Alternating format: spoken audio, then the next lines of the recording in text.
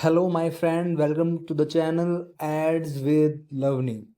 So, this is part 2 of the video series How to Analyze and Optimize Campaign on Meta Ads.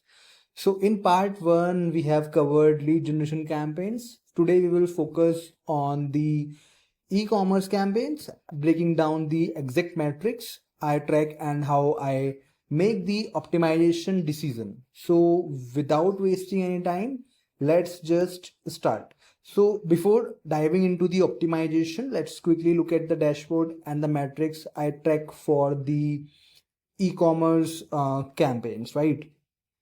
Now, since you know that in part 1, we have already covered CPM, impression, reach, clicks, link clicks, CPC, CTR, and all these metrics. So all of these metrics that we have covered in the part 1 will be applicable for the e-commerce campaign as well. So if any one of you haven't seen the part 1 yet, I would request you to go check the part 1 first, please, and then you can come to the part 2.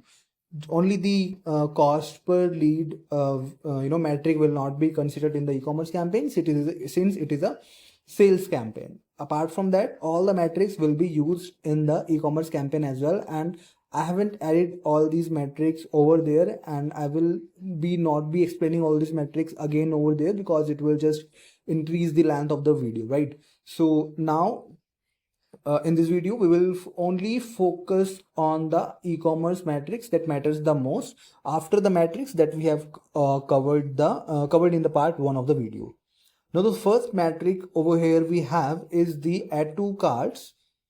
If your campaign is generating very few add to carts, meaning high cost per add to cart and low ATC rate, here is what it indicates. So the first case scenario would be maybe your targeting is not right, you're targeting poor audience, your audience might be too broad or too irrelevant with your product. So this is the first thing that you can fix. And how you can check this, if your CTR is high but your ATC rate is low, it means people clicking but don't add to cart. So that will confirm that your target audience is not right for your campaign and you need to fix your targeting, right? So this is the one use case scenario for the add to cart metrics and how it can help you optimize and analyze your campaigns in the meaningful way. Now, another reason for your high cost per add to cart could be no urgency on the landing page. Without urgency, hooks like limited stock, flash sales, bundle offer, user bounce. So these all the things you have to consider. These all the things you need to have on your website or your landing page. So what would be the fix for these situation? If you haven't added these urgency hooks on your landing page, you have to add urgency messaging and bundle offers, that is buy two get one free and any other things that are feasible for your business and can create urgency. Now the third reason of your cost per landing page, high cost per landing page, could be your ad versus landing page mismatch. So if your ad says 50% off but the landing page only offers discount on a few products, right?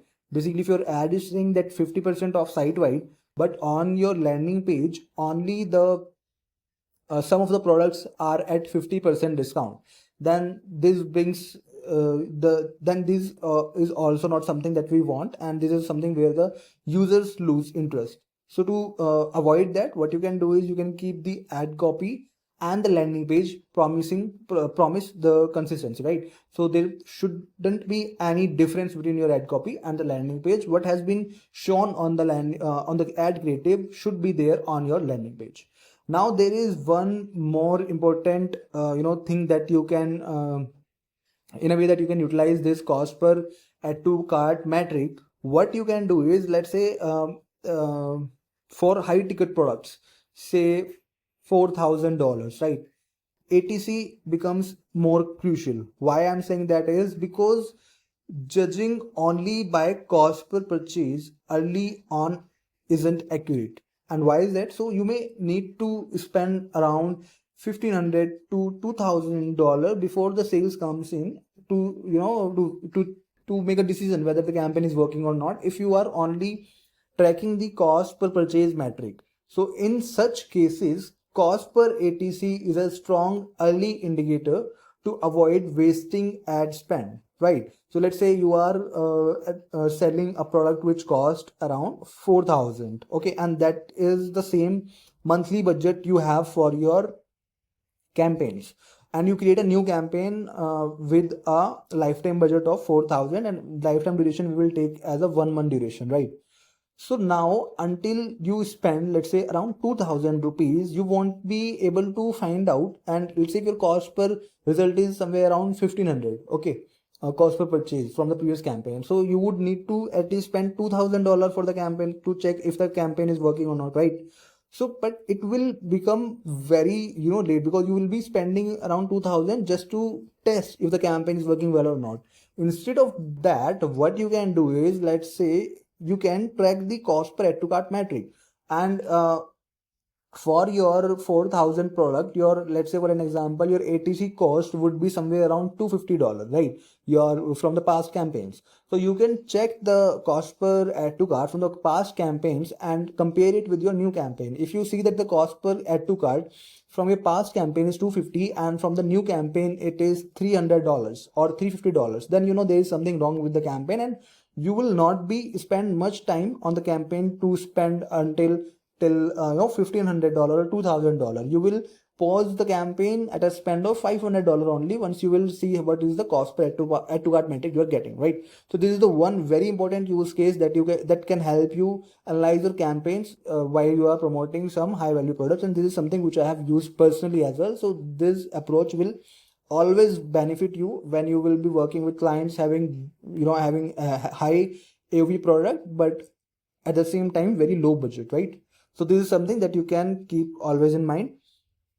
Now after the add to cart metric, what we have is the initiate checkout, or you can say checkouts initiated metric. So if your initiate checkouts are low, that means your cost per checkouts will be high, of course, and then your uh, initiate checkout rate will be also low, right? I haven't added the metric for cost per add to cart rate and initiate checkout rate because I don't think I need them. But if you want, you can add them. I just check the cost per add to cart and the cost per checkout metrics because it tells the same thing, right? Which the add to cart rate and the initiate checkout rate tells you. But if you want it in percentage, then you can surely include that as well, right? So if your IC are low, initial checkouts are low, your cost per IC will obviously rise and your IC rate will decrease.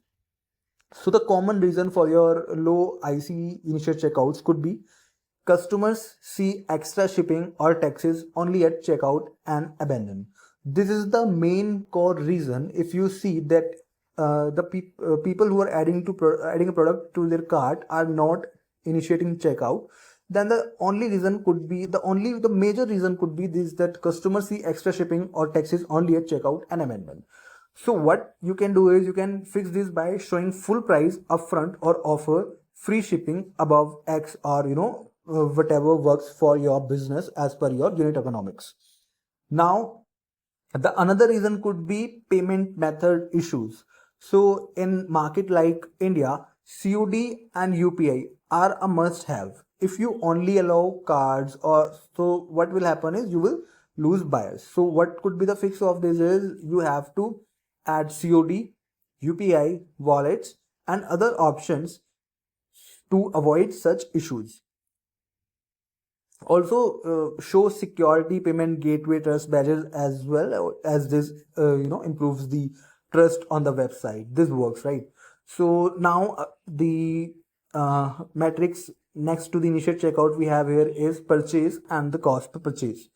Now the ultimate metric, which is again the purchase. So if your funnel metrics like CTR, ATC, IC, your LPV rate are on track, then cost per purchase will take care of it itself. So all the metrics before cost per purchase that we have discussed, be it initiate checkout, be it add to cart, and in the lead gen campaign, which is LPV rate, cost per LPV, link clicks, cost per link clicks, all these metrics, if are checked, then your cost per purchase will be good only. But if it is still high, the problem again might be some payment related issue or friction in the checkout journey. So always test the full journey yourself to spot the problem. If you see that everything is good, only the cost per purchase is not right, so then there must be some technical issue on your website. Maybe the people are not able to place your orders, or there's some glitch on the website.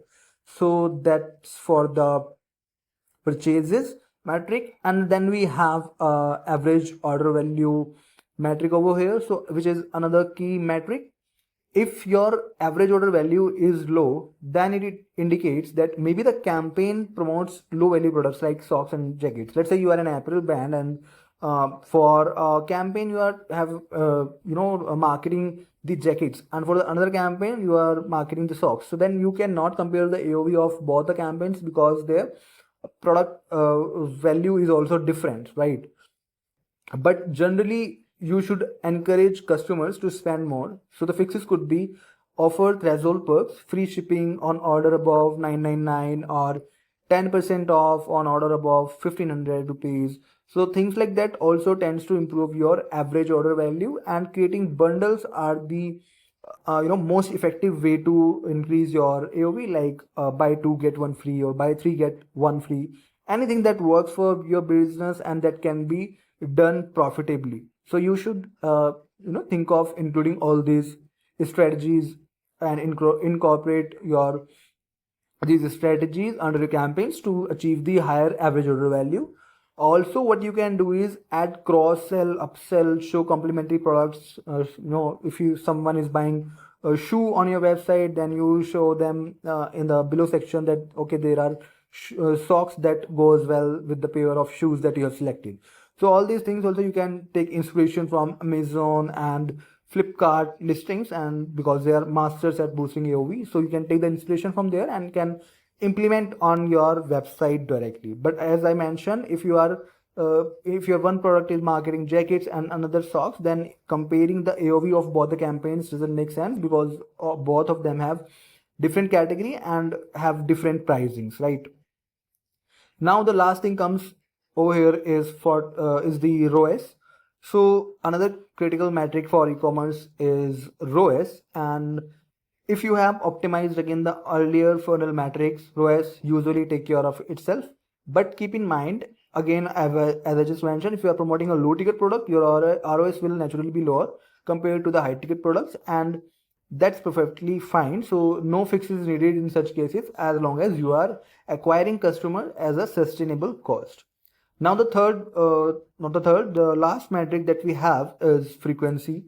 So for frequency, it is again dynamic as per the business. So if you are selling a low ticket product, let's say $35 or $50, then you may need to keep your frequency in a range of 2.5 for your top of the funnel campaigns, and for middle of the funnel campaigns you can keep it to 3 to 4, and for bottom of the funnel campaigns you can keep it as 6 plus, right? But if you are marketing a high value product with an average order value of $5,000 or $6,000, then it usually takes more time to people to make a purchase for people, right? So in such cases your frequency can be higher. For TOF campaign it can be 3 or 3.5, and for bottom of the funnel campaigns it can even reach to like 10 or 8.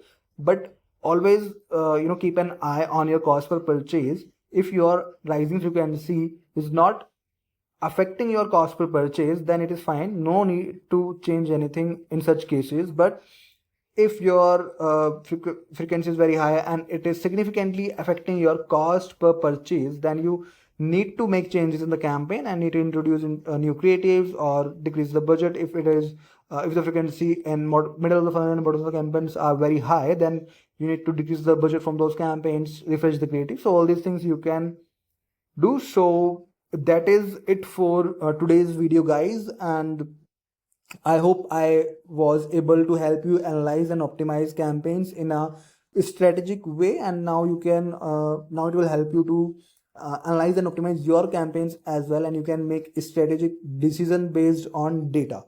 So that is it for the video, guys. I will see you in the next one. Till then, take care. Bye bye.